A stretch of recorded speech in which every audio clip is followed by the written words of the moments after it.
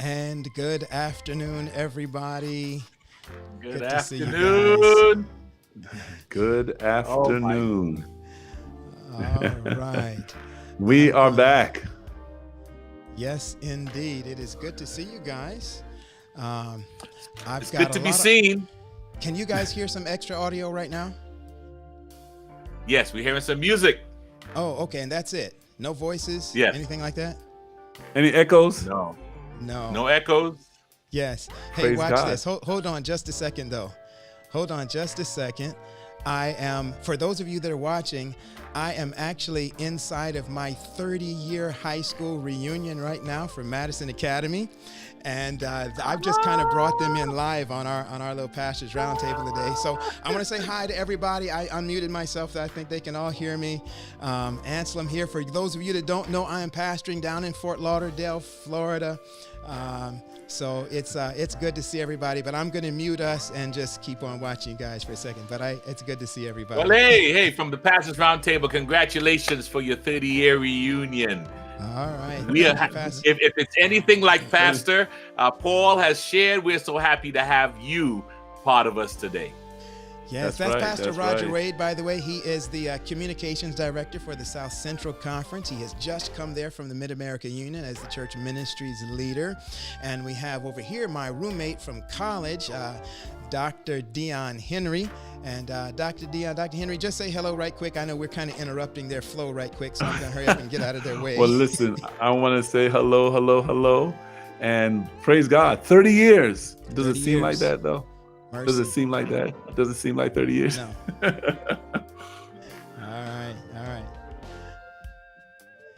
All right. Hey, right quick. For you guys that are there, I'm gonna unmute you in our show right quick, so you guys can say hello to our audience right quick. So they can't hear you right now, but now they can hear you. So I know that our audience can't see everybody, but this is Madison Academy in Nashville, Tennessee. Some of you are familiar with Madison Academy. So if anybody wants to say hello to our audience right quick, they won't be able to see you, but they can hear you. All right, there we go. Okay, I'm going to get out you guys' way now. Go right ahead. I'm just going to sit back in the cut, and we're going to go on with the show here. All right. Okay, all right, guys. So Wow. here we are. Hey, I just took a moment. I just took a moment there to just calculate my high school graduation. You don't want to know the number. I actually It is had nowhere near as yours, Aslam. Wow. Oh my. Yeah. I'm right there with Anselm, I think, probably a year under. Yeah. Yeah. Yeah, probably a year under Anselm. But it's good to fellowship and have these reunions. Oh, by the way, about a month ago, we were on our 25-year reunion from Oakwood. from Oakwood, Yeah. and we had a good time. Mercy. 25. I'm gonna stay quiet on that one too. I saw Stephanie Scott in the chat, just being Stephanie. I just tell you. Hey, David Hunt, good to have you with us. Good afternoon, everyone. Listen, folks, we are just getting things started. One of the reasons you kind of wondering why we're so slow is because we're scared that the audio will just act up again. Man, yeah. For those of you that have caught the first few episodes, almost every episode this season we've had some audio issues, and we were on late last night trying to work out all the audio, and hopefully you guys are hearing us well. Music is not it is where it needs to be, so we hope it's good. Mm-hmm. All right, there's Jennifer says she likes the new look, and fantastic. She likes the music as well. Good stuff. Yvetta, congrats. Thank you. There's Sheila. She says, hello, Madison Academy alumni. Awesome. Marlon Lamont, awesome. Fancy backdrop. That's my brother-in-law there.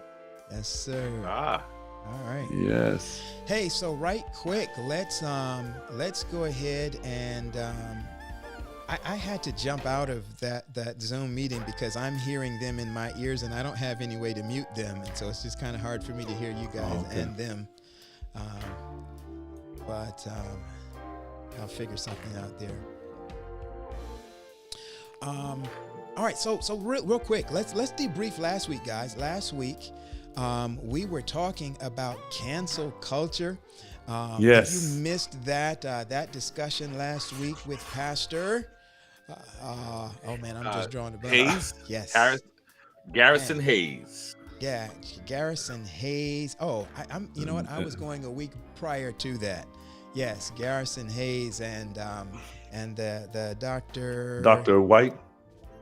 Yes. Great discussion on cancel culture. What we found out, what was funny is that I was talking, me and Roger were talking, and we had two totally different concepts of what cancel culture was. And at some point, we were looking at Roger, we were looking at like different conference events being canceled, GC being canceled, and things. And I thought, we just canceling things. Yeah, just canceling things. We just have a new culture. But man, when we did our research, that's not quite what cancel culture is. Cancel culture is a whole a beast of a whole nother nature. So that was a good episode last week. Yeah, good episode. And the stuff they brought to the table was particularly interesting.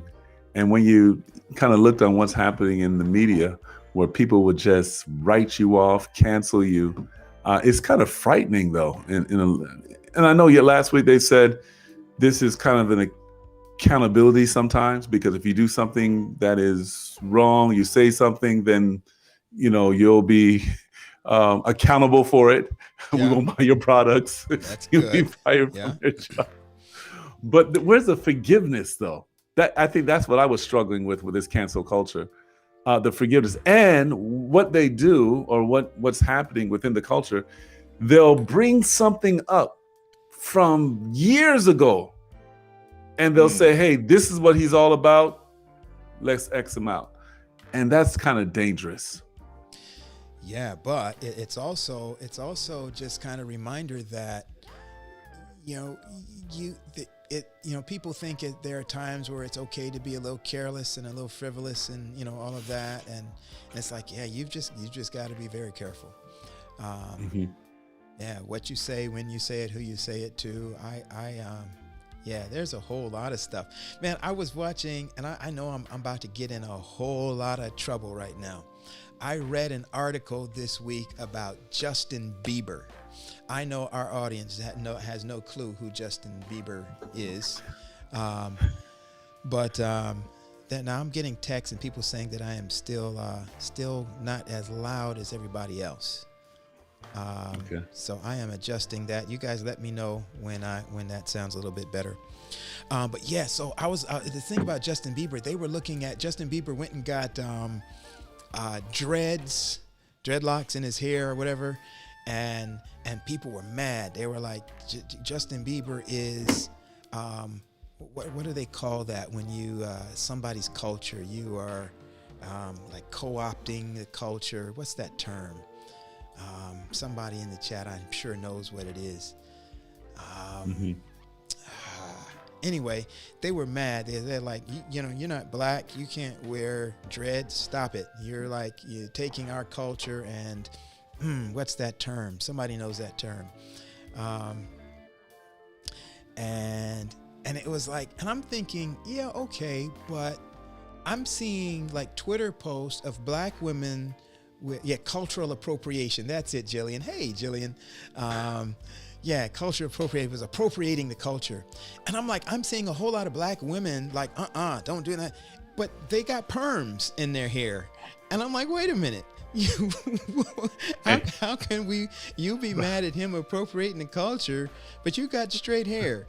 Or, and it's like so much that we do. I mean, we eat Chinese food, we eat spaghetti, we eat, are we, just because we do some of those things that are, and I'm not so sure that was worth the being a news item. But it's in response to things like that there are some people who are that's the reason they are canceling people, because they feel that their behavior or whatever is somehow inappropriate, or they don't agree with it, they don't like it. And so they're not just trying to cancel, and this is what we talked about last week, they're not just trying to cancel this specific behavior of the individual or the specific thing, they're just canceling them and everything that they have to do with, period. And so that's part of that, part of what we talked about on last week. Anything else, guys, from last week you wanted to bring up? I think Dr. Henry, you really touched on a topic, on the piece of the topic I was really interested in, is the forgiveness aspect. Even how forgiveness came into the conversation, because you would think once you did it, or once you put the stuff out to cancel the person, and you stop, that was it. But there is a forgiveness, because there is a real hurt. We kind of pointed out some of the things. Pastor Garrison Hayes shared that, are we really making a difference with it? Is it really doing something? Because you do that cancel culture thing, and the person still continues doing what they're doing, or the person doesn't really get impacted per se. They may lose some money, they may lose some followers, but they continue doing what they're doing. So that his question was, I think for me, it's the forgiveness piece, and the other question was, is it really something serious that makes a difference in the overall? And one of the things that I was thinking about too is the impact of the church with this cancel culture. So here's the thing. I know, last week I think they did a good job in kind of defining that and kind of navigating us through some of the definitions. But could it be, though, that in the church we are in danger of embracing this type of culture, so that if somebody that is a leader of the church, if we go back and bring some things up that they asked God for forgiveness years ago, we bring it up, and then now their whole career is jeopardized because of that? Is that a form of cancel culture, or is it a form of accountability? Well, now we can that's a whole barrel that you just almost cracked open, and I don't know if you want to crack it all open, because when you said that, the first thing that came to my mind was what we do with sexual predators, right?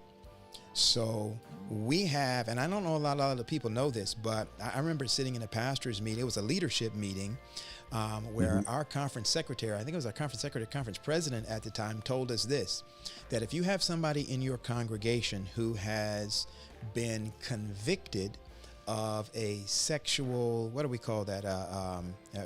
Being a sexual predator, then, and if you know it as the pastor, then this is the protocol.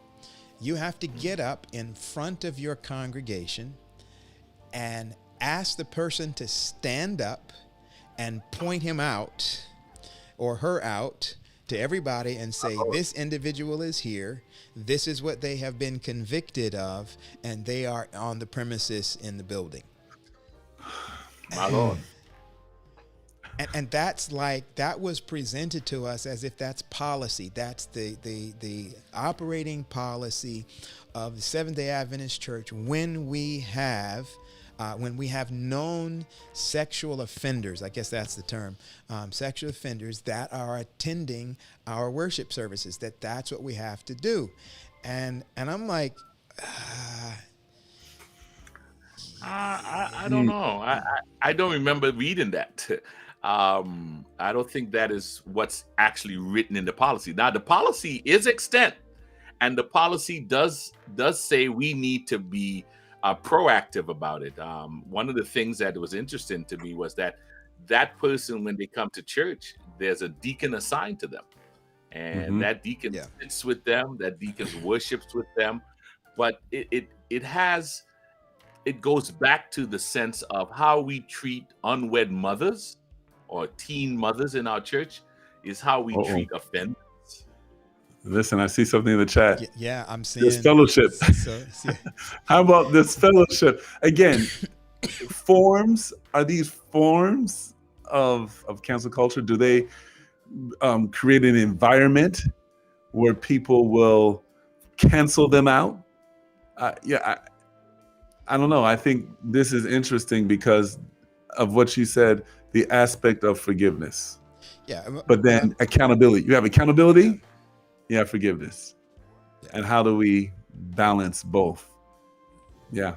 Yeah. Interesting. And you've got to think that if you're that individual and you're sitting next to, in that same congregation, you're sitting next to somebody who stole, $250,000 from that same church.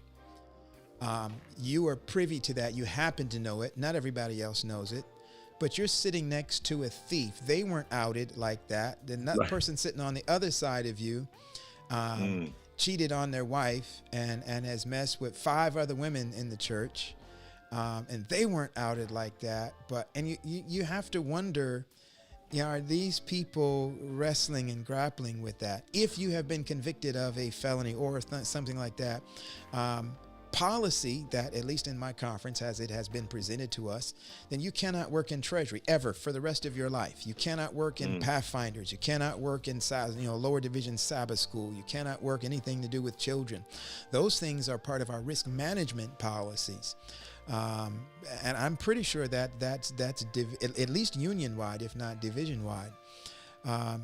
And so when you talk about that, Dr. Henry, forgiveness, and then you open that can of what then does forgiveness look like? Are we saying that these people aren't forgiven just because we have these, somebody, I think George mentioned, talking about protecting the flock? Yes, we have a responsibility for that? Absolutely. So those are some things that I don't know that they really have easy answers. Right. Yeah. And I think also they don't have easy answers is because we don't live as a church. We don't live with that kind of mindset. We believe that the church is safe. I remember when I was young, I'll go to the building and my parents were like, "Hey, he's at church. He's safe." And you didn't have to worry about, you were in church safe, but that's not really a reality. I think God winks at, what they say is winks. He winks at fools and babes. I'm not a babe anymore, but So this exclusion, or from society, or you're not a part of my group anymore. These, I think, there's like all forms, ingredients that give the environment of going full throttle and saying, "Hey, you're done. I'm ostracizing you. You're canceled in my life." I don't know. I think there are issues that are happening in our church where we're going to have, and we've had a lot of people who are saying, "I'm out because of this issue." Again, we're not saying, and I hear the people on the chat, you're right, there's not cancel culture. And again, last week, we realized that although they gave a good definition, I thought, it's hard to really define it, and I think they mentioned that last week. But are we just creating an environment where it's easy for us to ostracize people and not worry about them anymore? Yeah. Well, okay. So the other flip side of that, and I think you saw Dr. Pollard's comment just now. So I'll put it back up. He's saying, so we're talking about the offender, but what about the confidence of our members? They're saying, look, we're sending you our kids to be in your Pathfinders, to be in your choir, to be in your, adventurers club. We are giving you our blood to protect. And so what happens when they feel like we're not doing enough by doing things like what was stated before? So, like I said, I don't know that it's a... No, but I think this is where this is where the problem comes in. And there are two things I want to share. One of them being the accountability. The accountability is not being the accountability after the fact. I think accountability also kicks in before the fact. So that's where you develop policies, you develop training, you develop opportunities to make sure that those things are in the atmosphere, so that when it arises, it's not swept under the rug, it's not dealt with in a negative way, it's dealt with in a loving way of sharing that we are accountable to the group that we have. And I think that's where we miss a lot. And the other piece, the other caveat to that is that as pastors, we are not really trained in that accountability. I shared this last night in our little test show last night. Our training is in how to test. Yes, our training is how to take a text and parse the text and interpret the text and apply the text. And text don't work when you are dealing with someone's situation. Well, let me not say. Let me not paint it all. Watch it. Help me out. Let me not paint it all again. He's talking the spirit of the law. That's what he's saying. There are times when the text comes in, and then but our members will look at us and say, "Well, Pastor, that ain't helping me now." But Right. what we did for Paul is not going to help Pauline. So I'm just saying, we've got to learn how to deal with people. Pastor Dr. Pollard really brought it out. What about our members' confidence? How are they looking to us if we are not accountable to them in developing policies and practices that protect them? And I'm going to just come on what Roger said, because I think he made a good point, and we kind of laughed at it. But there is the spirit of the law, the deeper meaning of the law, the deeper meaning of the text. And so even Jesus in his earthly ministry, he said, okay, you've heard it said this, thou shalt not kill. But I say unto you, if you're angry with your brother without cause, so getting into the deeper meaning of the text, that these words are more than just words, but this is the Spirit of God. The Spirit of God is speaking to us. And what we need to do is follow the Spirit of God with the biblical text, but follow that Spirit of God, and then we'll be able to now use that into our daily life. I want to say this too. So we're talking about, by the way, is anything else going to be on today? I'm just bringing up, I think there's a plan here somewhere. I'm just bringing up stuff. Yeah, so the plan today, as our crew who popped on last night, was to do exactly what we're doing right now. Okay. Can we just out the cookies? So the reality is we had a couple of guests that we could not get today, and that just were not able to join us today. So we are doing exactly what we're doing right now. Bless the Lord, okay. Oh my soul. So listen to this, y'all. Now, when we started off with the Pastors Roundtable, okay, Pastor Paul and Pastor Wade, you could testify to this. I am strong on the structure has to change, right? I mean, I kind of not of the we talked about, but of the. Say it again. I said you're not talking about the structure of the round table. You're talking about the structure of the. Yeah. The Adventist Church, our organizational structure, okay, how we do things. One of the things that I think that not only, we're doing it on a round table, we brought in different guests, they gave different opinions, and there's other places within our organization that have looked at the structure, and we went through some articles and that sort of thing about that as well. But with all these constituency meetings taking place, okay, and with the power of the people, the rights of the people have rights for the people, by the people, Okay. We talked about rights last night. Rights last night. So I feel like more intentionality should be given in the various areas of our church to structural change, to really be intentional and say, you know what, Is this necessary now? We're still in COVID, right? But it is getting a little better here. And other parts of the world I know that are struggling. But we went through COVID, and some of the conferences did extremely well. Some of the churches did extremely well. Looking at that, we had to eliminate a lot of things that we've done before. There wasn't a lot of travel. Okay, a lot of our departmental leaders and so forth, that we didn't travel a lot. And traveling is good. The in-person is powerful, but we didn't do a whole lot of that. I think some departmental leaders sometimes, maybe are scrambling around trying to figure out what to do, right? Because it's a different time. I think we got to seriously take a look at these things and make some changes that's going to be better for our churches and for our movement. And as we look at the organizational structure, we also have to look at the pastoral ministry. Hey, listen, let's face it. Just talking to some of the people that are intimately involved in the seminary students and theology students, not a lot of people are going into this anymore. Right. Okay, like before. I mean, when you look at the number of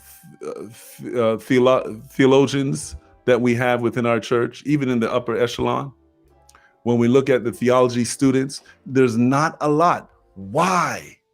And I think that those things have to be looked at. And I think it also goes back to this organization, how we're structuring our church.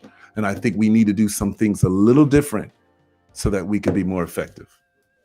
But Dr. Henry, I have to be honest with you. Things are changing, especially structurally. Yes. Okay. COVID has forced, It has forcefully made this church to relook at how we do ministry. I remember when it came down to the brass tacks, as a union leader, most of my job is travel. And for 3 months, I sat at home. And then even after that, when things started to kind of normalize, we still at home. There is still more Zoom meetings, more virtual things that are happening. We're not traveling as it was. So I believe what you want to see happen is happening. It is happening. But Roger, let me say this, and I know Anselm probably wants to jump into this. See, so when COVID happened, a lot of just from my hearsay, so this is, I can't say it's factual, but a lot of departmental leaders were struggling on what to do. Mm-hmm. But see, you were different though, because you were doing, even though you were home, man, you were doing some powerful ministry, and you're still doing powerful ministry. I mean, we were on virtual meetings when I was up there at the Mid-American Union. I was, the Central States Conference, you were there in Mid-America, and you were serving that field. You were doing some creative things in COVID as a departmental leader. Mm-hmm. But I can't say that for a lot of departmental leaders. Now, pastors as well, it's hard to make this change. This pivot was hard. Okay, I'll just be transparent. It was hard. The camera's not right, got to do this. So we had to make, trying to make the pivot. The budget had to be there. It was hard to make the pivot. But there's some, I think, positions within our church that maybe the pivot for them is find a church. Let's find a church. Let's find a church and let's pastor. Okay. But for you, what you were doing and what you're still doing, creative stuff, you made the pivot, you were effective on what you were doing, you're effective on what you're doing now. And I think we got to take a look at that as a denomination, because I feel that we have positions in our church that are really just sit down, no pressure, write it out. And when it comes to constituency meeting, I want to get voted back. Why? Because I don't want to go and do real ministry. And real ministry doesn't always mean a church. It could mean doing something in the conference or the union, but not really willing to work. I think they need to take a page out of your book, Roger. And I'm not just giving these props because, we're friends and on Pastor's Roundtable, but I've seen you work. I mean, and I think it says a lot about you, but it also says that other departmental leaders, officers in the church, and we go through other, institutions within our church as well. But there has to be some type of evaluation to see if what they're doing is relevant, really. And I think that's where we need to go as a denomination. If I would just chime in on some of this, it's almost, to me, it seems like that those organizations, and I mean, I'm using that loosely within our whole denomination, churches, conferences, unions, departments, whatever it is, that have done well, as you say, Dion, making the pivot. I would suggest that most of those were probably people or groups or organizations who, even prior to the pandemic, were already kind of bending in those directions. Okay. Churches who already had a good digital footprint and an idea on that are ones that survived and did well, or thrived rather, during the pandemic. I am afraid, and I started writing something on this the other day, and I haven't gotten through it yet, but I am afraid, especially now, our conference in Southeastern, we're talking about reopening in July. And I'm afraid, I'm like very afraid of reopening. And it's not because of COVID or people catching the disease or whatever. I'm afraid that there are still so many people who just can't wait to get back to normal, that when we open churches again, then we will get back to normal.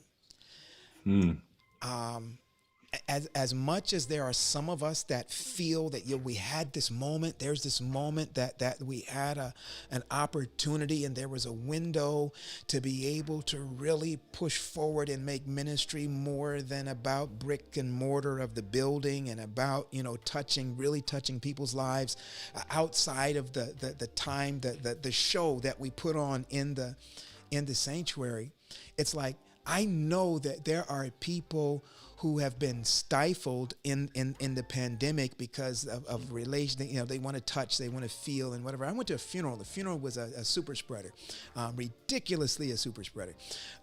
We were packed in all nice and tight. But even myself, when I sat in that sanctuary, and that the congregation struck up, we're marching to Zion. Come we that love the Lord, and the music just filled the place, and here I missed that. It felt good, and I'm sitting there thinking, man, I can't wait till the congregations can get back and we can do this, and yet, while I want that, I still feel that there are some of us that's all we want. We want to come back and sit back in our spectatored seats and just watch the show and feel good about what we've just seen and experienced, while not being willing to be transformed by it. And that's what I'm afraid of. I'm afraid that we're just so ingrained it's so ingrained in us to be spectators, that worship is not an action verb for so many of us, that worship is confined between 11 and 1:30, 2 o'clock if you're, but it's like, that's scary to me. That is literally scary to me. So if you're at New Hope, it's 2. New Hope No. You we've been doing all right. Pastor Paul, you're hitting where you're scratching where it's itching. Itching where it's scratching. I just want you to know, as you were sharing, the thought came to mind, is that one of the reasons everybody wants to get back to church, to that kind of so-called normalcy, is because that's the only thing that connects them to worship. I don't think our folks, I think we have done our churches such a disservice in making people feel that when I walk through the doors of this building, I'm at worship. Where worship is about, when you get up in the morning, you listen to your song, you get your vibe on, you get your worship going. Some Unfortunately, I come from a culture that high worship. Got to get in there, sing, have scripture, prayer, 2 songs, sing all 4 stanzas, and have a Yes, sir. preached word. Yeah. Have a Yes. preached word, and that's worship. But that's not what COVID has taught me. Worship is not that. Worship is when you sit down, and that actually the new for me right now, walking away from the accident 2 weeks ago, that's Yeah. worship. Wow. Mercy. Yeah. Come on, preacher. That's worship. Yeah. I think about when the car hit and I was sitting in the driver's seat shaking, Mm-hmm. but I had my faculties. I could move my feet. I knew what was going Come on. Yes. Worship. Yeah. Yeah. You didn't need a praise team, did you? No, I didn't need a praise. I didn't need a pastor, and I was one. That's worship. And I think we have taught our members one thing, and so now when it stopped, it was like I gotta get back to that, because if I don't have that, I don't have worship. Mercy. Yeah. Yeah. Yeah.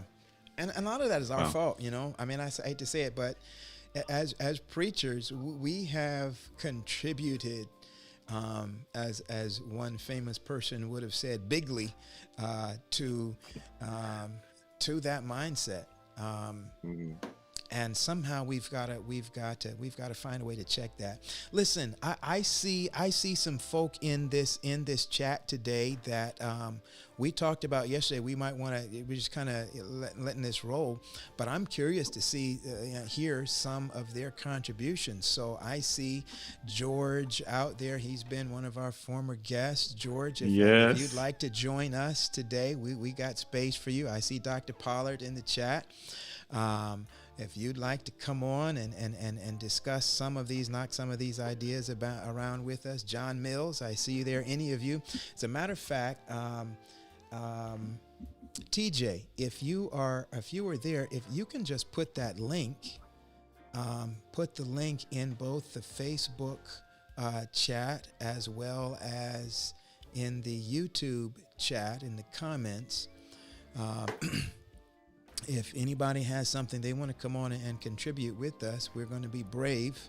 And Dr. Pollard put a comment up about the biggest casualty of COVID-19 would be the mega churches. And I have to agree with that. That's what I'm hearing too, Dr. Pollard, and as I'm reading different things about how churches have pivoted. I'm about to share an article with the South Central Conference pastors about the concept of not doing a hybrid service, not necessarily going back to church to just show your worship service, but realizing your content online has to be different from your content, that if you are in person, you're gonna have to be a different content, because it's a different mindset. I mean, for a year and a half, people have been coming to church in their dusters and in their fluffy slippers, fuzzy slippers, and you're gonna make them, have to put on stockings and hats.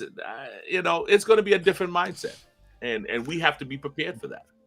So watch this. If you're a church, or represent a church on the building department or building chair, and you had plans to build a big church, like you had a 500, 750, maybe 1,000 seater church, but COVID stopped it. Now we're coming out. Are you still going forward with a 1,000-seater sanctuary? We're not talking about multi-purpose. 1,000 seats. Are we still doing it? Pews I don't know. bolted to the floor. Can't move them. They're just boom, stationary. Can't move. That's one thing that's about. Yeah, that's. I think you gave it away. I think you gave it away, Dr. Hetty. You gave it away. We'll have to pivot. I may not be able to do 1,000 anymore. I may have to consider, maybe I need to do something a little smaller, get some smaller groups, do smaller worship opportunities. That's the thing about what we find ourselves in. Most of us have been just taught one thing. And now, how am I going to change that one thing? I'm used to only doing church a particular way. I can only practice, connecting with people a certain way. Now, listen, you know what's winning with a lot of church members now? Hmm. Visits, personal visits, Yeah. even if it's Zoom, it's a personal visit. Yeah, Hmm. you talking about that stuff Auntie Ellen was talking about years ago about Hey, that personal hey, work, personal ministry. hey. Yeah. Listen, Good stuff. Wow. I am waiting. I want to make sure that this gets in that chat, the link. So I'm going to go ahead and post that if I can find that right quick. So yeah, you guys carry on. I'm going to figure out how to get this in there. So yeah, so we have a lot to do in terms of change, and the thing for me is this: it's going to look different for every single congregation. Hmm. We tend to feel that a church of 200 or less looks a certain way, but now it's going to be every church is different, every congregation, because we have a makeup of people who are so different. We have to minister to the people and not just minister to the space in that's on the corner of Fourth and Main, because that's what we Hmm. used to do. We would minister at the church and not realize we need to minister at the home. Mm. Yeah. Very, very important. One of the things that I recommend, and I don't have the book here with me, but I talked about it, I think, 2 roundtables ago or 2 meetings ago, and that's this book called The Post-Quarantine Church. Mm, yeah. Post-Quarantine Church, Thomas Rayner, and he gives some points on what the church should focus on post-quarantine. Yeah. One of the things with community, another thing he mentioned is multi or collaboration between other churches. Yes. And there was just things like that he mentioned in this book. And it's a simple read. You could read in a day. I mean, not even a day. Just sit down 3-4 hours. Simple book, but it's a good book to kind of get you started on what the mindset might be, because we really don't know what it's going to be, right? But we're just saying, based on what we see now, this is the direction that I think we should go as a church. Hey, let's challenge our viewers. Why don't you put in the chat, what is it you would like to see your church do? What ministry would you like to see your church do now in the pivot? Maybe these things. At least from here up, you can Yes, just yes. here up. Just But what ministry you would like to see in your church, and do know that this may be an encouragement to others who are looking on, because there are people who are pulling their hair out trying to figure out, what do we do? What is it do we do? So place in the chat, what ministry would you like to see it come from your church community at this point? Yeah, interesting. You ended or with that last phrase that you did, because I have a new hobby horse, and it's just a realization that I feel like is overlooked. And we had this conversation last night, Roger. It feels to me that going forward, or the way forward in ministry for us now, will have much more to do with creating community than it does with creative programming. And that's not to say that creative programming is not necessary, is not helpful, is not a good thing. But, and I'm talking about even in the virtual space. So creating community, because we're going to have a whole lot of people. There's a lot of people who have just said, I ain't coming back. My wife was telling me she was talking to a builder the other day who was like, brick and mortar is dead. Brick and mortar is dead. I'm like, wow, that's a builder saying that. And that I'm talking about an age group, by the way, not a profession. Or the builders. So that's that kind of World War II generation, just after the World War II generation. So the idea is that somehow in this virtual space where we're having our meetings, we're having our workshops, we're having our worship services, they have in many cases turned into spectator events as well. The same stuff that we were bothered by in the building, even more so now, because people are hidden behind the screen and they can, grab their fuzzy slippers and house coats and rollers and just spectate all the way out. But we've got to find a way to create community in our church and worship spaces. And Roger, you brought out a great point last night that in our liturgy has never been highly relational. It's been didactic. We've gotten in the pulpit and we have, hollered and screamed at folk from the pulpit during the meaty time of the day. And the relational part was that 4.5 minutes when we sang, I'm going way back on us, reach out and touch somebody's hand. Yeah, y'all not old enough. Dion, you remember that, old Mount Sinai. Hey, don't age me, man. But those are, that was like the most relational part of the worship liturgy, is when people got up to stand up and shake people's hands. And then, you had a whole section of the church that said, there's no way we should do that. It's irreverent to do in the church. So even that was curbed from time to time. But then it was maybe potluck. Sabbath school was probably the most relational thing that was intentional. But yeah, so we've got to find a way for people when they come into our virtual spaces to feel like, I'm comfortable here. This is home. I like these people. I know these people. I want to get to know these people, and I want to hang out here again.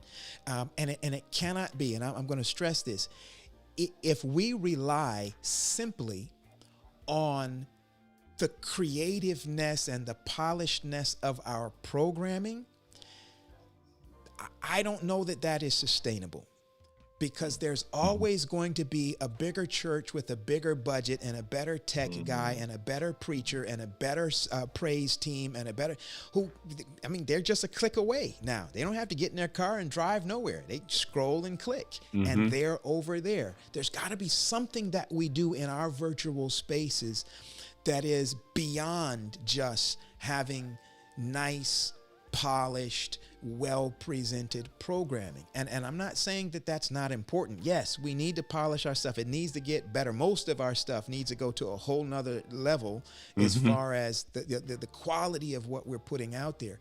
But we're getting to a point where you can have all the quality you want, but if you're not speaking to me, if I'm not getting personal value out of it, click, or just grab the popcorn, eat up while I'm watching, and then peace, I'm out. And there's been no discipling going on. Wow. Discipling. That brings us back to that show that we did, or that program that we did. We talked about digital evangelism, which involves digital discipleship. And that may be something we need to bring back, because creating that community, I think what you said, Pastor Paul, is so important. Creating that community within this virtual space, speaking to the people. Just 3 weeks ago or 2 weeks ago, we had camp meeting here in the Florida Conference, and Derek Morris was one of the presenters during the Sabbath school time, and he also preached. And he was mentioning that they're doing a Bible study, and they're actually creating community in this Bible study. I mean, is this interesting? Everyday life issues, whatever, but they're creating community, and that Bible study has just taken off. Yeah. I mean, they have thousands of people listening in because they're creating community within that virtual space. So I think you're right on it. Yeah, and sometimes it's that whole thing where you've got that Sabbath school teacher that teaches a Sabbath school class, and they get up and they just preach the way through the entire Sabbath school lesson, and nobody gets a question in or a word in, and there's no interaction between the people. And if you say something wrong, that's not what I'm looking at. Yeah, they only say something wrong, and then they spend the next 15 minutes, correcting you. Yeah, correcting your stuff. And it's like, if I had hair, I would pull it out in those situations. But people need in our spaces They've got to be able to feel like I am comfortable here, I am safe here. And even if I'm not always comfortable, because you're not always comfortable at home, but they still got to feel like this is a place that I can call home. Mhm. Yeah, I mean the quickness of our pivot to the virtual space did not help in that. I think a lot of churches did not know how to prep their people to have the etiquette in the virtual space. I get discouraged when I go to a meeting and everybody doesn't have their cameras on. You go to preach for churches and you see four people. You go to preach for churches, there are four people. It does give you that. It doesn't help to build the community. And you're in Zoom. It's not even that you're out on Facebook. You're in Zoom, and you don't even feel safe enough to show your face in Zoom. And so I think our folks are willing to check the box that they're in attendance, but they're not willing to check their box that they're part of a community. Yeah, yeah. I'm looking at Dr. Pollard's last post or question there. Doc, you need to go ahead and get out of your pajamas, man, and hop on that link. I know.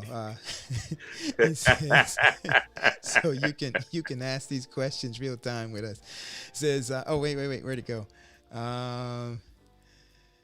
You don't even have to put on. You can leave the pajama bottoms on, Doc. Just from the top up. Just okay. Research on the post-pandemic student shows that the new student is free and highly selective. Could we use similar?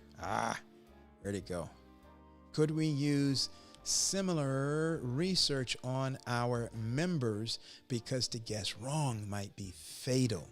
I agree that guessing wrong might be fatal, but I'm not sure I understand what you mean by free and highly selective. That's why you need to click the link, Doc, and hop on. And I interpreted that to mean that they were highly selective in what they choose to watch and be a part of. So I took it from that perspective. But the other piece was, could we use this similar research on our members? The question came to mind is, can we find our members? Roger. We're not on the same page, man. You're supposed to be helping me. Like, we don't know what you mean, Doc. Come, explain it to us. No. No. I'm not saying he can't come. I'm just saying that's what I was thinking.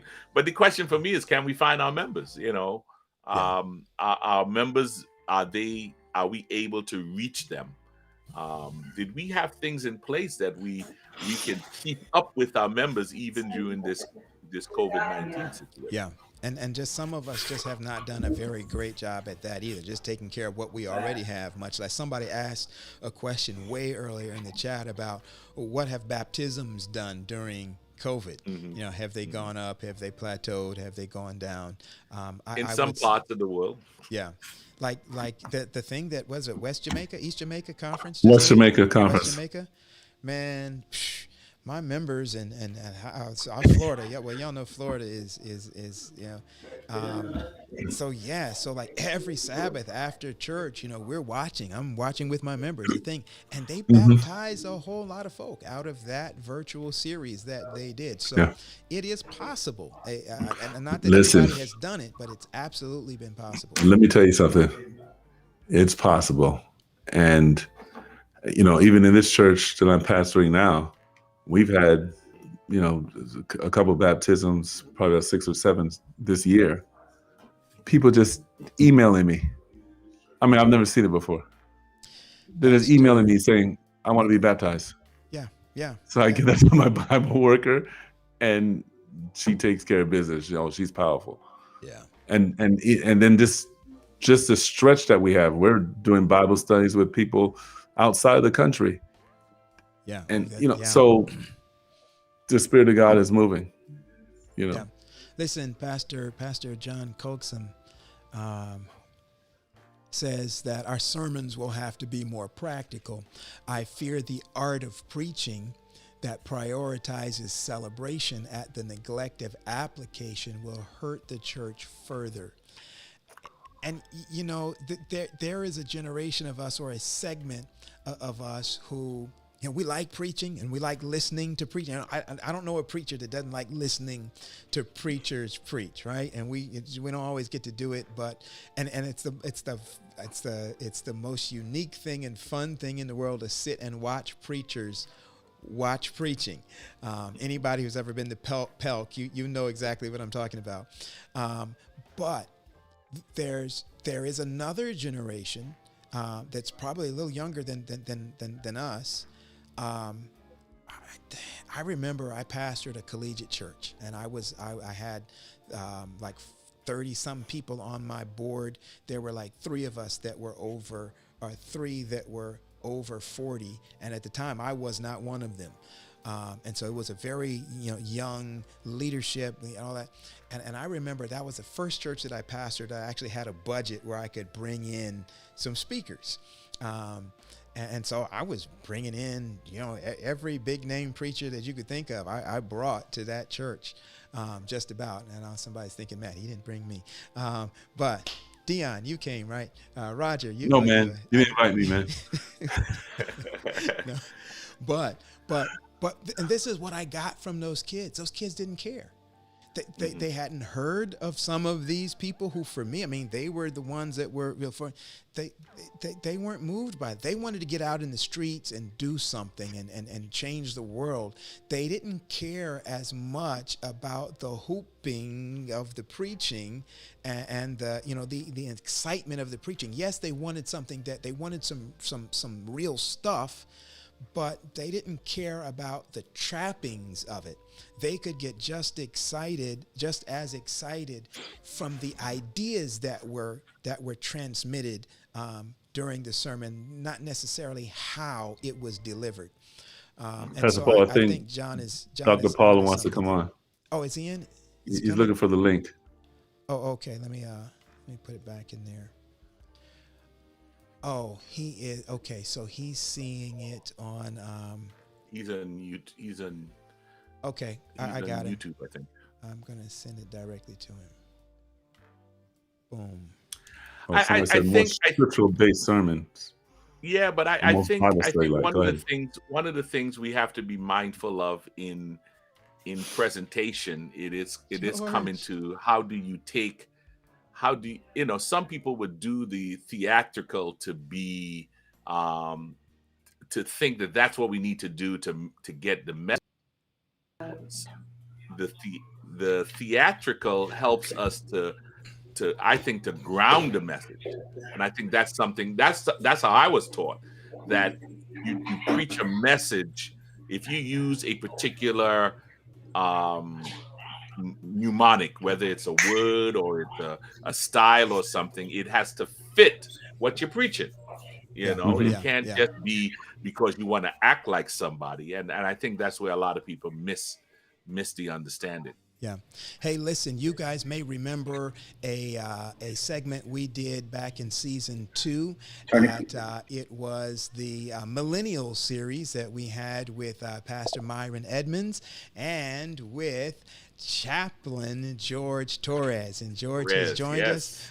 So happy, and we know that we wanted Chaplain to come back with us, so we are excited he has joined us today. Chap, how are you, sir? I'm doing good. As a matter of fact, I just got back from doing chapel service on post. Okay, and where are you posted these days, or is that top secret? Is that? No, it's still good. Fort Bragg, North Carolina. All right. Wow. Well, listen, you've been busy in the chat, and by the way, when you came on our show the last time, we appreciate your comments. I think they were really, really good, and just good to have you back. So, listen, what do you think about all of this? This post-quarantine church. Yeah, I just think, so I'm going to give you the perspective from a military base. I work with the mission commander. He's actually my boss, the CG. So he's a 3-star Lieutenant General Carrilla. And one of the things that he made from the start is that he will not have our chapels closed. So we have kept our chapels open throughout the whole entire time. But at the beginning of it, we actually started doing virtual first. And then so we started with the virtual chapel services. Then we moved there from to 50%, and we're very close to having back to 80 and up to 100% as we get vaccinated in those chapel services. Has it changed the way we do chapels? Of course it has, because in the past we didn't do virtually, right? And so from going to virtual to now the way we've been conducting services. But I think one of the things that we've realized is that it will not change in the way that, well, it has changed the way we will continue to do chapel services. In other words, our garrison chaplain said, once we go, we still will have chapel services. In other words, our garrison virtual as well. Okay, interesting. We got a little echo coming from somewhere. I Dr. think, Pollard, it's always Dr. good to Pollard see you. has joined us. He's gotten out of the Sabbath PJs and hopped on in. I'm just messing with him. Doc Pollard, though, it sounded like you had some, maybe you were monitoring on a speaker that was kind of loud, and we were getting that feedback. So I did mute your mic, but I'm going to unmute it now, see if that echo feedback is gone. That was kind of loud. Is it? And it's still there. So I did mute your mic. So if maybe you have some earphones, that might help. So Or if you can maybe just turn the speakers down just a bit. So I did mute your mic. So if maybe you have some. So, Chaplain, as Dr. Pollard gets ready to come on, tell me about this vaccination. I guess you all are maybe required. Am I right? We're not required, but we're highly It's strongly encouraged. Strongly encouraged, yes. Yes, Okay. strongly encouraged. And so as of now, we have about close to 70% herd immunity on Fort Bragg. Okay, Oh, wow. so as you all have the in-person service, how important you think it is to be vaccinated? Oh, That's a good question. So I think, so for us, We it's didn't give command it and to policy. you Right? before, so we. Yeah, so for us, it's command and policy. So chapels on post are governed by the commanding general, and so his guidance is you have to follow the guidance. So the guidance for us is to actually continue to try to be vaccinated, and then if we are vaccinated, we still are wearing masks. Outdoors, we don't have to wear them anymore. Indoors, we will wear them when we're not with our families. So it is very important for us just to be precautious of it, because we do have a lot of retirees that still come to our chapel services that are the most vulnerable. We have had soldiers that have contracted COVID. Some of them have healed. Some of them have actually been bad. We've had a couple. Our youngest was 51 years old, who was a contractor for one of our USASOC as a guardsman, and he passed away from COVID. So our commander takes it very, very seriously, and he understands the repercussions if we don't take it seriously. We also had a class that went through SEER, which is that is a training that you go through for survival training, and 90% of that class had COVID, and so we ended up having to quarantine that whole entire class. And then so it's been very, very serious, because it actually deals with the readiness of our military. So we definitely take it very, very seriously. But the way that we have conducted our services is a little bit different, at least for our Seventh-day Adventist chapel services. So when we do chapel services, I see it more as a facilitator, me more rather than a preacher.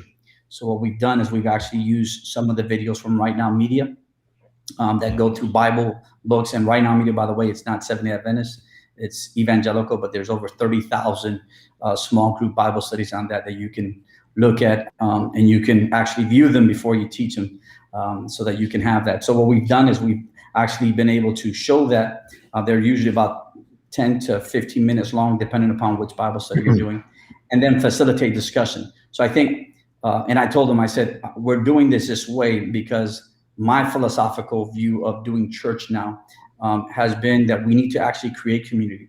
I think when people in our pews are just receiving information and they're not allowed to be able to interact with that information, then we're just spewing out information, right?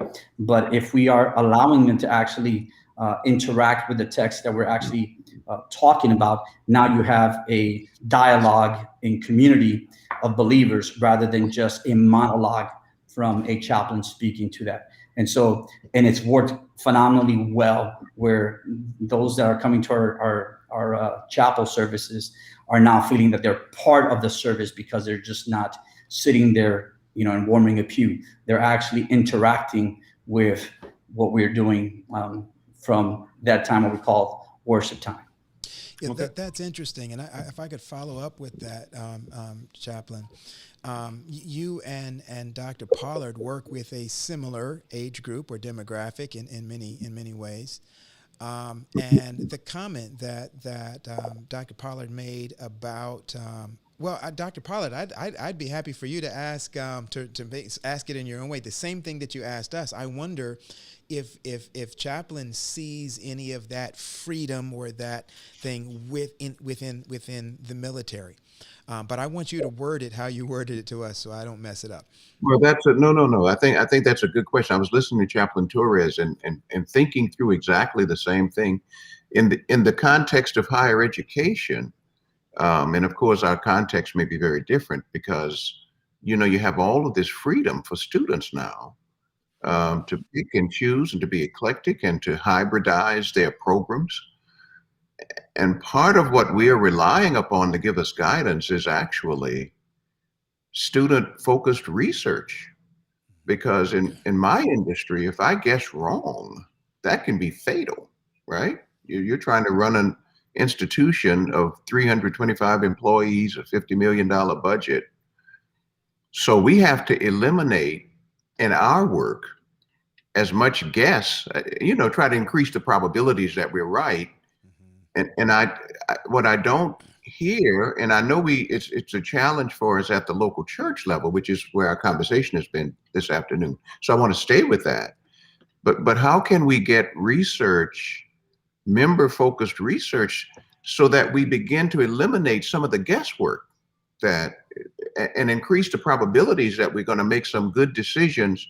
And even if they're not completely accurate, at least they were informed by a body of feedback from the members that actually help us. Because right now, if in the absence of that, man, I got to take my best guess, my best, and hope it works. I got to roll the dice and hope it works. So that's why I was asking. And there's a lot of research right now on the post-pandemic student. For instance, I just finished a presentation from the Chronicle of Higher Education that indicated that most Gen Zs want an in-person experience in the university. But now remember, you got to define that by what they mean. So we have to now get underneath that and say to them, how does an in-person experience look to you? Because it may not be, see, what I think about as an in-person experience is the Oakwood that all of us have always known. Okay. But that's not what they mean. That means they can come, but they can come when they want to come and they can leave when they want to leave. They can take this class when they want to take it on campus. Yeah, if I like that teacher, I want to be in person. If I really got to take this class, but I'm not so hot on that teacher, then I'll take it online. So they're moving pieces to what an in-person experience actually looks like. What does an in-person experience look like for your members? That's Dr. Pollard, you are so on point, because this was a conversation I had with a colleague of mine when I served in youth ministries. The youth ministries of 2016 was looking like the youth ministries of 1916. Mercy. Because all we did was maintain what was done in the past. And I believe that's what our churches do. We do the same ministry that we used to do. We have had Women's Ministries Day for so many years. We only do the ministry that we know we've had success with, and we stick with it, not realizing the generation has changed. And moved on. The needs They've have moved changed. on. And they've success, moved on. success. Yeah. And by success, all we mean is that there were a lot of people in the building that we had to spend a lot of money to feed in the end, and buy corsages for and all that stuff. So Standing room only. That criteria, standing room only. Yeah. Right. So I think Did guys, I that's the question. That's what I was trying no, to say. but Dr. Paula, did I interpret when you said free and highly Yeah. Eclectic. Okay, Yeah, did I I said interpret it correct? they're eclectic, and I think, colleagues, I mean, I haven't been on an airplane, and I did 150,000 miles a year, all 10 years of my presidency of Oakwood. But starting March 13th of last year, I haven't been on a plane again. I have my institution. I was going over some finances with my finance officer. We saved $94,000 on me just not traveling. wow. I just think about that. So again, I think as Chaplain Torres was saying, I think we've got to really this is a great opportunity, and we have to be able to set up demonstration projects that allow you as pastors to get data from your members to help your decision making. It doesn't mean that we remove the visionary part or anything like that, but at least your vision is built on some verifiable information. And that's one of the challenges of COVID. Maybe before COVID, you didn't need that much. But when you tell me that builders, Pastor, are saying they're done. Now think about what a builder represents to your congregation. They've got the greatest amount of discretionary income. Yeah. They often fund the stuff you want to do. Yep. When my daughter is in her 30 somethings, they're running a family. They're trying to educate kids, trying to keep them in church school. They got limited resources that they're both professional, but yes, they will pick and choose but usually the builders, those are the people you can go to them if you need help. They'll help you. When they start saying, I'm done, man, that's the canary in the mine shaft to me. Yeah. So speaking of organizational structure, I'm going to let you know what we in the military have been doing, because I think that's where we're getting at here, of how we are going to be able to be relevant with this generation and not continue to be in the same organizational structure that we had been doing for so many years. And I can tell you from a 3-star general, General Corilla, who is the commanding general for Fort Bragg, what he has done has been, he actually had opened up, and he says, I don't care if he's a private for, coming into the Army now, or I don't care if he's a sergeant major, who is the highest enlisted soldier. He says, I want to create a platform, and they call it, because we're the 18th Airborne Corps, we're the Dragons, the airborne and so he says, it's going to be called the Dragon Slayer, and I want innovation to happen. And so he's created a platform for different topics of innovations to happen. And literally, I've seen a private brief on an innovation that he had that can change, the whole entire structure. And we're not talking about just of 18th Airborne Corps. I'm talking about the whole entire structure of the Army in innovations that we're bringing through. So 8th Airborne Corps is right now leading the tip of the spear on innovations for the whole entire military. When it comes, not military, I'm talking about the Army in the branch. And so I think it's just like Dr. Leslie Paula was saying, I think it's creating, but the problem is that we have not been good in creating that platform where everyone can participate, right? I think those that need to be heard are not being heard, because we actually try to, try to filter the things that we want to be heard, and those that we don't want to be heard, then we just put them aside and say, well, that's not good enough. And so we're not creating a platform that is unbiased in allowing these, and I'm talking about the younger generation, to be innovative, to be able to say, okay, these are the things our churches need. Hey, leaders, what are we doing about it? And then beyond that, in the military, we have, like I always say, and I know Pastor Anselm Paul has heard this before, but the MOPs and MOEs, right? Measures of performance and measures of effectiveness. We're not good at our church level. And so we continue to do the same things over and over and over again, expecting something different, which that is a term for insanity, right? And so where can we as leaders come out with okay, this is our goals, these are our LOEs, which is lines of efforts, and how can we make sure that in these lines of efforts we can have what we need and we can actually measure it?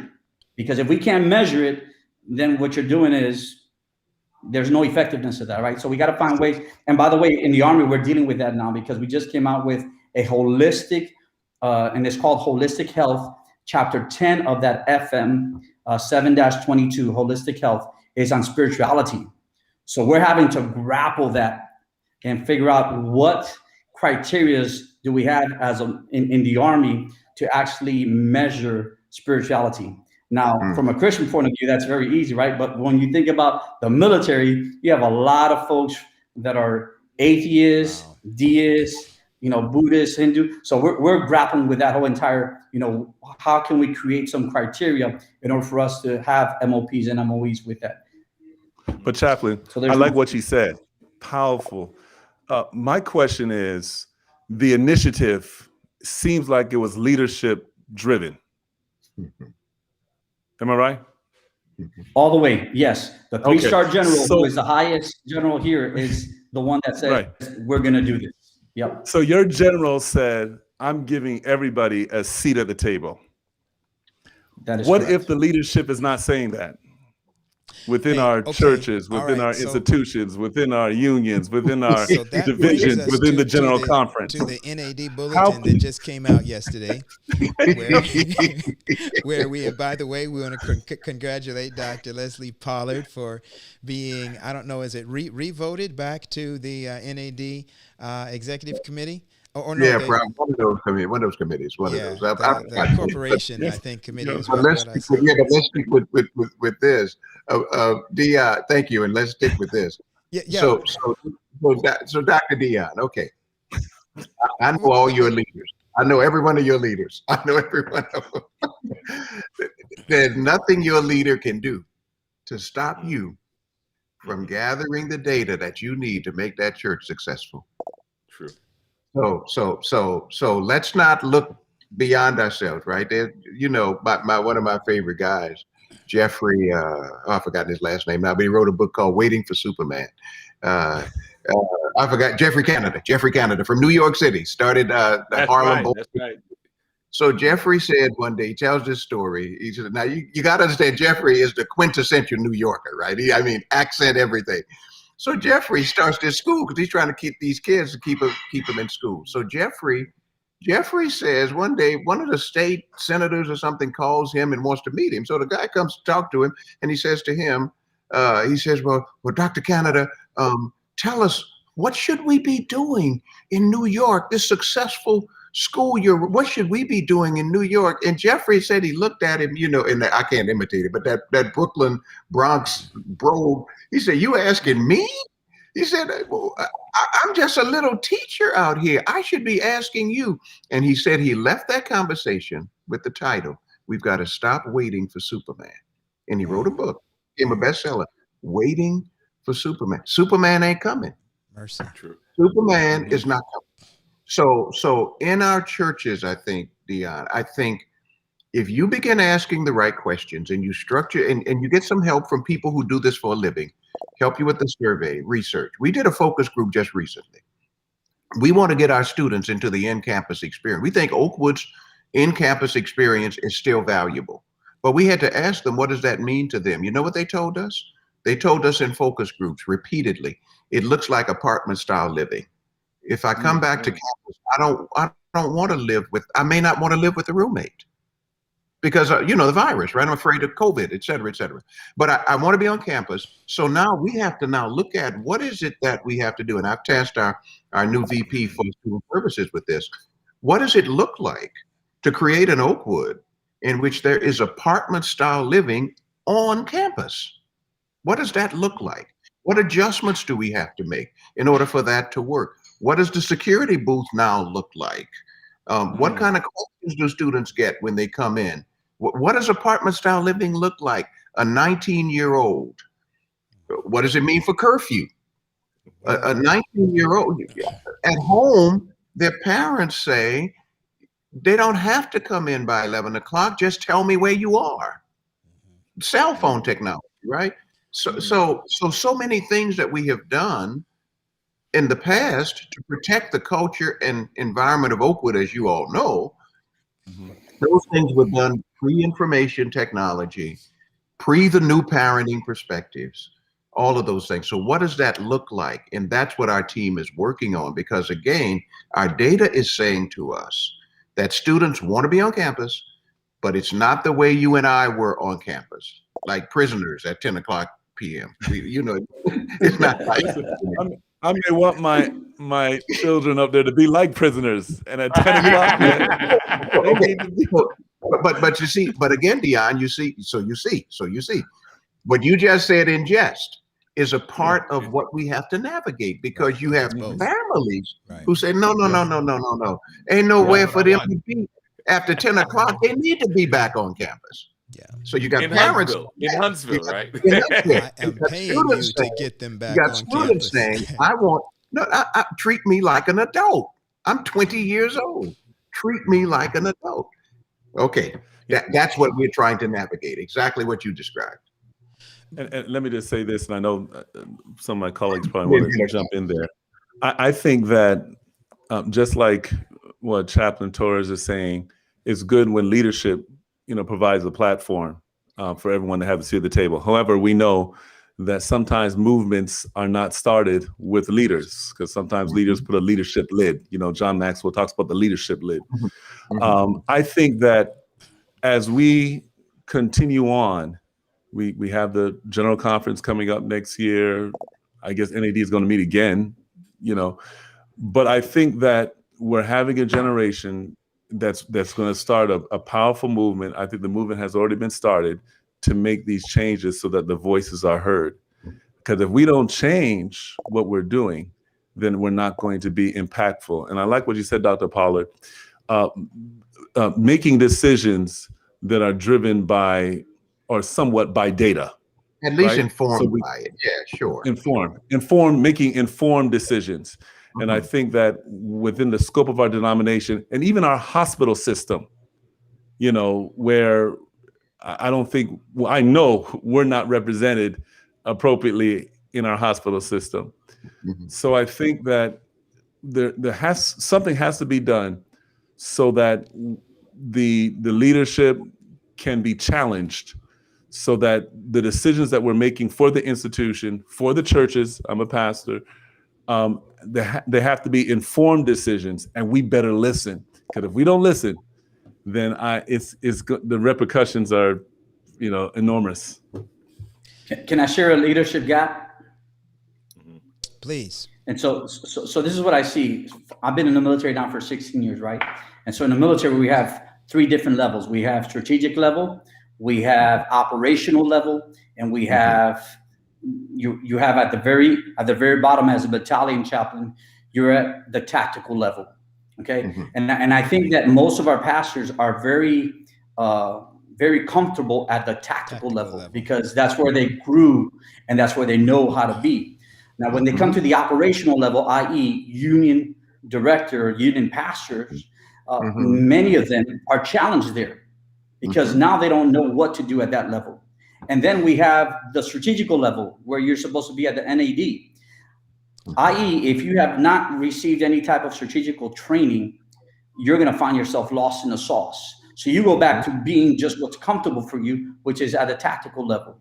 And so a lot of our leadership, I think what we have a strategical gap that we see in our church structure is that we have not developed good leaders in a sense of growing in the leadership responsibilities and duties at different levels. And so if I were to be i.e. union pastor, it says, okay, give me my duties and responsibilities as a union pastor. They might have them on paper, but when it comes to the practicality of it, do I have those capabilities to be able to fill that position?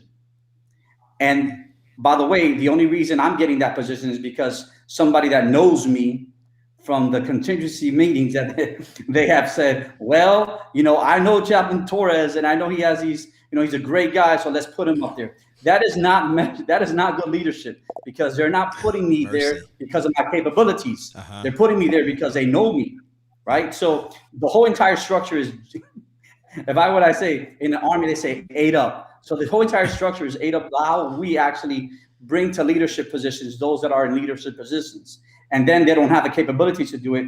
And then, i.e., if I have a demon or whatever behind then I stop growing, because I got there. I got to the plateau. I'm now a doctor. You call me as a doctor, and once I get there, then I'm good. And so, big strategical gap that we have is that we do not have a structure in which we develop leaders. Listen, we need to be able to do that in a powerful way. And in the Army, they do that. And the problem in the Army is, if you're not a good leader, guess what?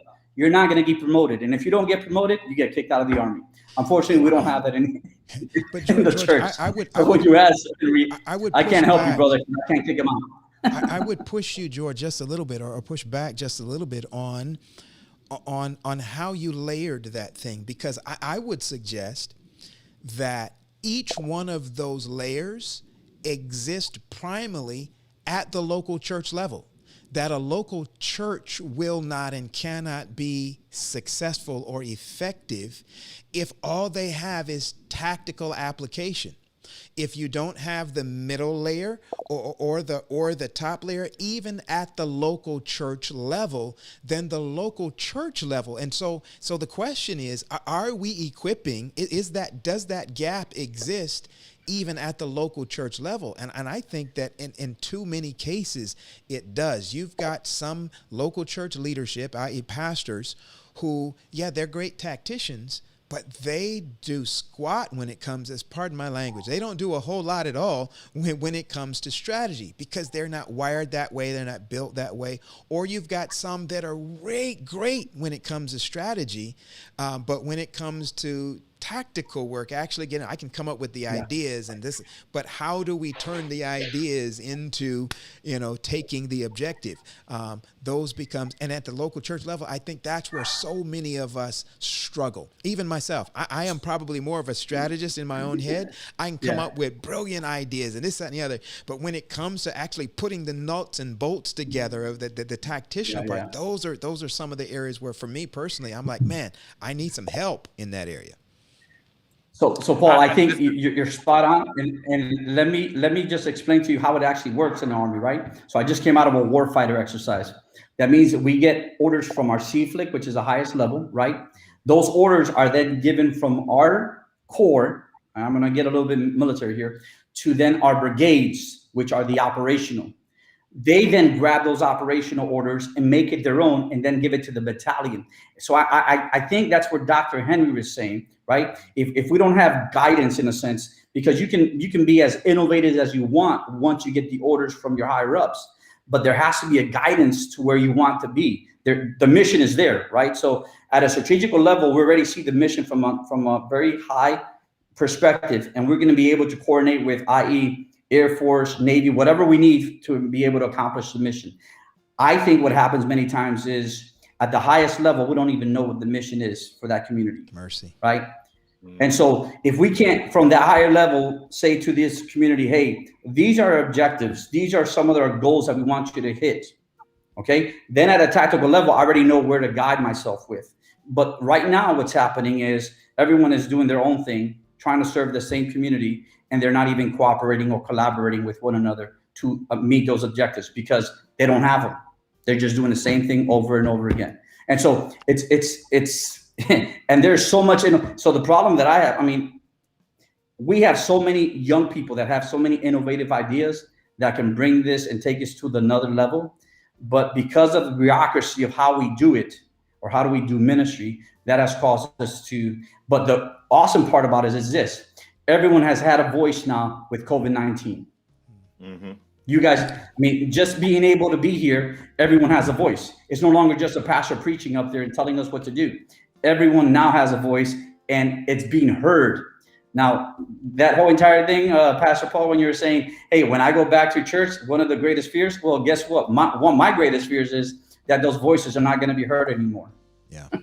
because they're going to be stopped. It's going to go back to just the preacher preaching and nobody else listens or participates. So, yeah. So as someone who just left that level, Chaplain Torres, you have hit it on the head. I came from the conference where we were hands-on, tactical, working with the churches. But once I got to the union office, there was a disconnect for me as to how I now help those groups of churches. And you are on point. I had to look at it from a different perspective, in not necessarily knowing what they do tactically, but how that tactical impact can be fitted into the overall strategy for the movement of the organization in that region. And that does not come easily unless you're really thinking strategically. And a lot of our leadership is not there because of the fact that we only live in that tactical arena. May I throw something in here just for a second? So when you look at, I want to go back to Dion's observation about structure earlier, when you all claim I was in my pajamas and I wasn't, but that's all right. That's all right. So his question about structure. So when you look at the Adventist church structure from the General Conference on down, it really looks like a military structure, but it's not. Because the constituency, so it looks like a military structure, but then again, it's not. It looks like a structure maybe for higher education, but then it's not. And then it looks like one that you could see in healthcare, but then it's not. If you just look at the flow chart, the challenge with the structure is that once you get past the local, once you get down to the local church, you all as pastors are doing the most, in my opinion, my humble opinion, you are doing the most difficult leadership there is. You're leading volunteers. You're leading volunteers. And the whole dynamic changes from when I stand in front of faculty. Our faculty, the model in higher education is a collegial model, that we are colleagues in the mission. So we are equals, and I may be first among equals. But ultimately, they're employees, I'm an employee, we all are, so I still have that employer-employee relationship in place. You don't have that at the local church level. Volunteers can walk, and a lot of observers have said, the most difficult leadership there is today is leading a voluntary nonprofit. Because they can walk at any time. So the notion of buy-in becomes really, really important. And Chaplain, I have 3 brothers who did military and retired, like really with high honors and all those things. One of the things they say that has changed in the military is that command and control is now being combined with creativity. Command and control, the old 50s model, do as we say and shut up, just but that's no more, because the community has changed. Young people have changed, soldiers have changed, everything has changed. That's what I think you're facing on the local level. So even as you do the strategic, operational, and tactical leadership, you need them to say yes. You don't pay them anything. You need them to say yes. And that's the hardest part of this. So it has to be a vision that captures their passion for what has to accomplish. Yeah. And I think COVID has just recast the whole game. You have a tremendous opportunity. And I pray for you as you do it, because nobody knows where we're going after COVID. Nobody really knows. Wow. I totally agree with Dr. Leslie Pollard. At the tactical level, it is the hardest and it is the most rewarding as well. As a chaplain at the tactical level, when I was there, it was phenomenal. But everyone has to have a buy-in into it, right? And I think we just need to use the talents of those volunteers to their best use. And now this is innovation here. Do away. Are you ready for this one? Do away with only having 10% of your community in leadership. So spiritual-based leadership means that everyone that's there has a spiritual gift that needs to be well employed in the congregation. This whole entire notion that once a year we're going to get together and we're just going to vote on a couple of people leading, and everyone else is going to sit back and do anything because we have the leaders. We need to get away from that. Wow. And we need to start looking at, okay, you come into the church, you come into the fellowship of believers. What is your spiritual gift? How can we employ you so that you can feel that you're doing a difference, that you're actually doing something in the church? When I was a pastor in Miami, that's one thing I told Florida Conference. I said, I am not going to be doing nomination committee.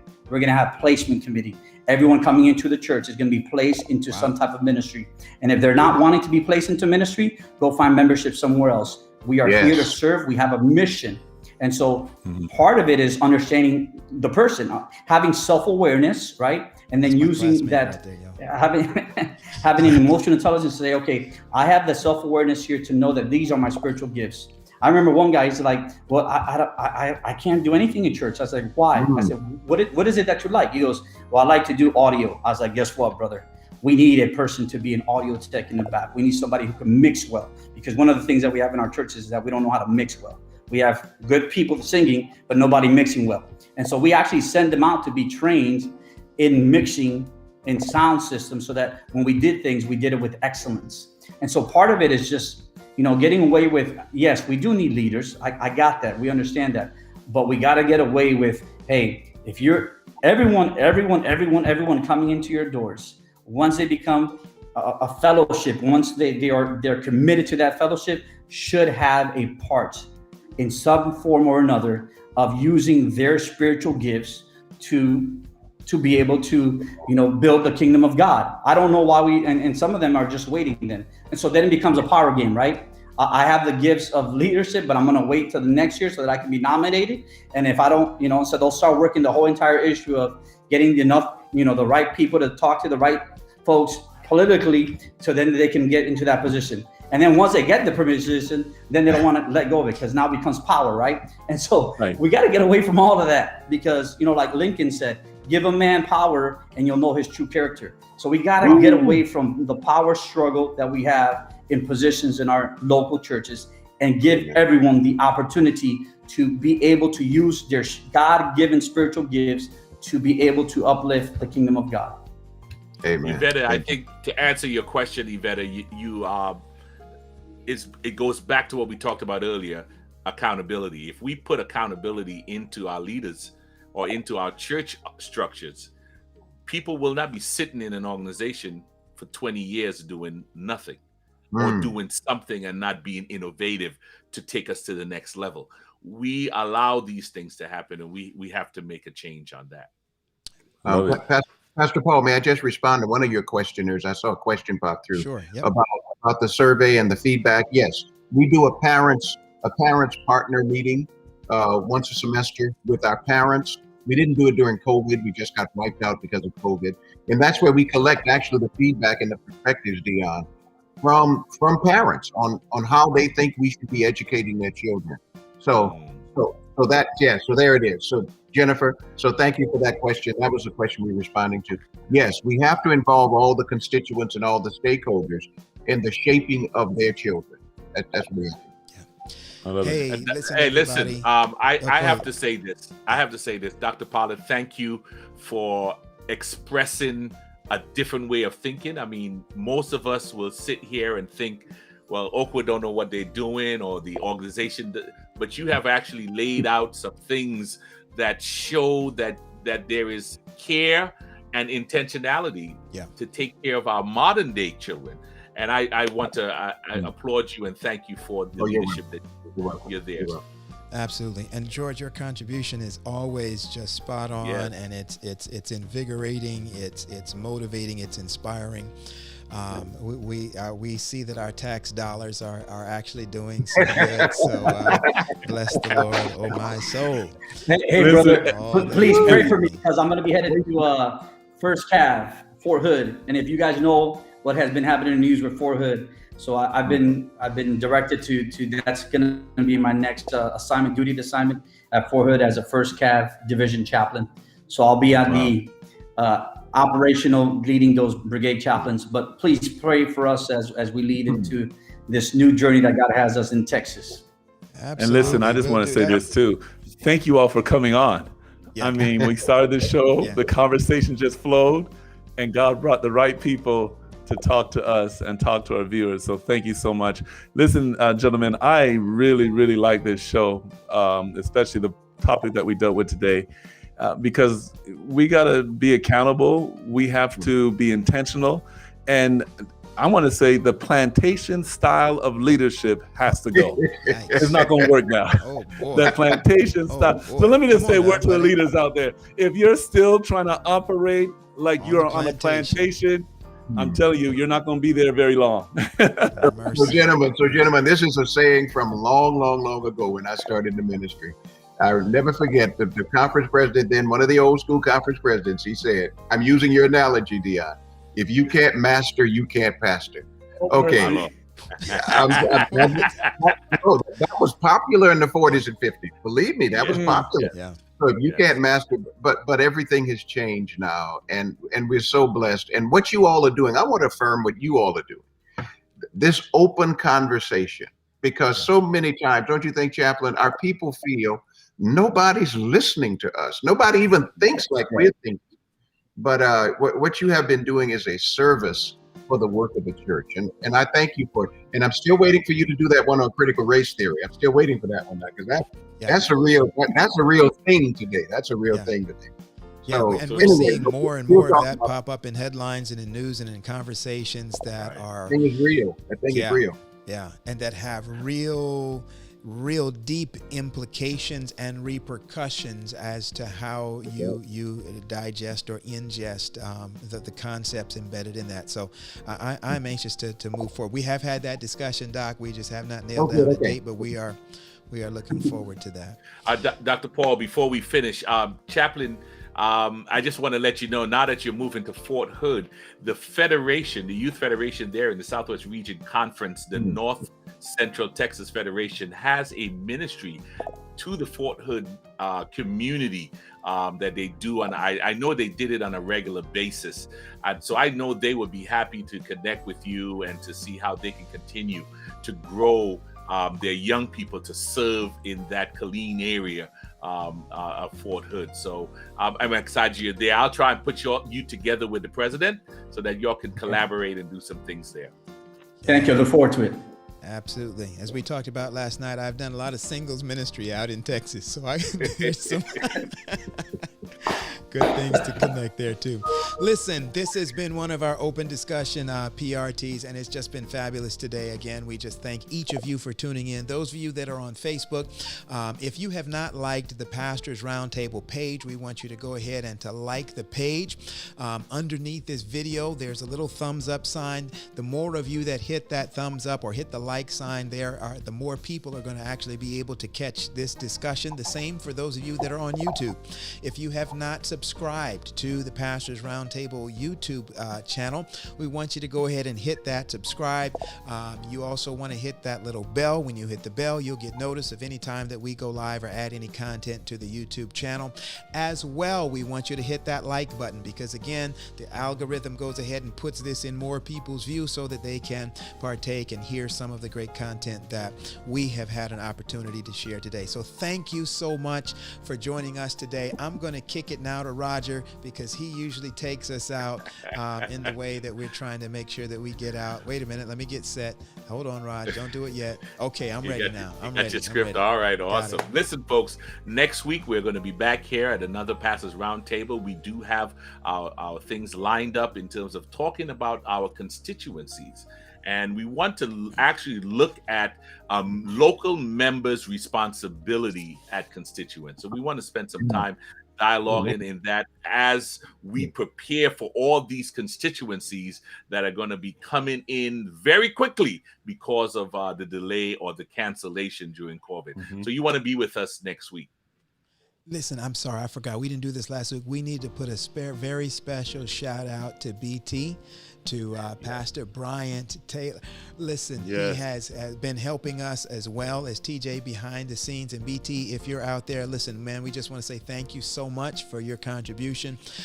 You guys have seen or will be seeing some more little innovations in the formatting of what we're doing, and BT is contributing largely to that. So thank you so much, Pastor Bryant Taylor. Thank you to our guests who came on. It's very the word just slips me. Hey, let Impromptu. me just say this. Hey, Impromptu. we've been trying to end this show for like the last 5 minutes.